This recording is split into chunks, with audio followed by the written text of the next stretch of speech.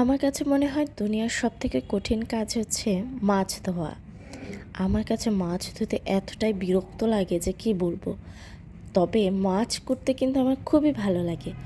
যত খুশি আমাকে দিয়ে মাছ কোটাতে পারবে মানুষ, কিন্তু মাছ ধোয়াতে পারবে না।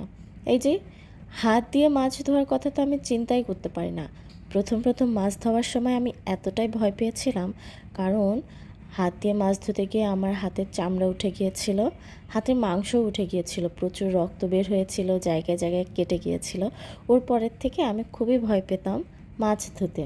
আমার জান আমাকে শিখিয়ে দিল যে ঝুড়ি দিয়ে এরকম ঢেকে রেখে মাছ বারবার ঝাঁকিয়ে ঝাঁকিয়ে ধুয়ে নিবে, তাহলে হাতে ব্যথা পাবে না। তো আমার জানের দেওয়া বুদ্ধিটা খুবই আমার উপকারে এসেছিল, আলহামদুলিল্লাহ।